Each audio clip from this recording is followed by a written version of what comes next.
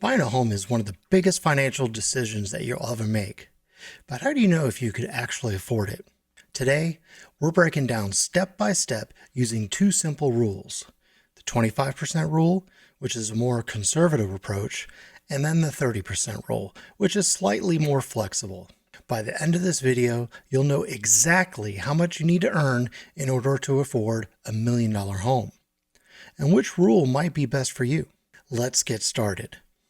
Now, both of these rules help you to figure out how much of your income should go towards your mortgage payment each month. Here's the difference.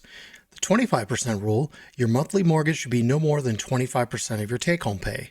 Now, this is the safer approach, which leaves you much more room for savings and travel and so forth. Now, the 30% rule, you can stretch your budget a little and spend up to 30% of your take-home pay.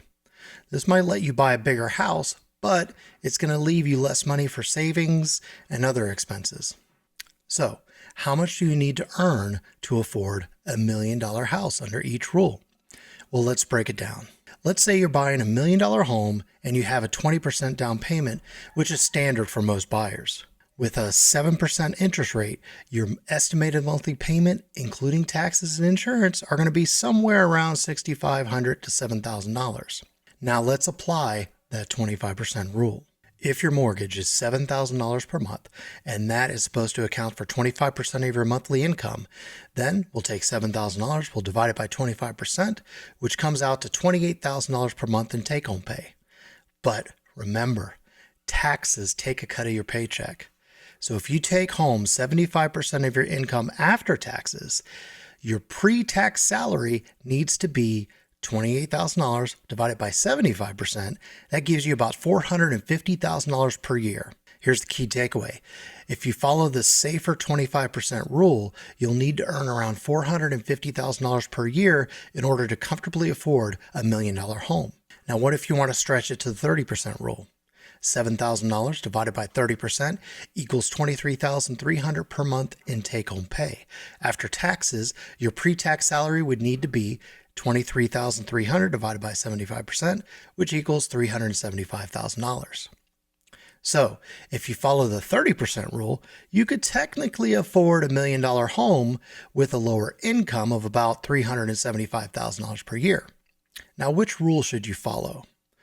You need to choose the 25% rule if you want to live a more comfortable lifestyle, you have other financial goals like saving, investing, traveling, and more importantly, you don't want to feel house poor. Now, you could choose the 30% rule if you're okay with that tighter budget in exchange for a bigger home. Also, you'll need to have minimal debt and be able to handle that larger mortgage. And lastly, you're confident in your steady income growth and that your paycheck will continue to rise over time. At the end of the day, it's all about what works for you and your financial situation. So now you know.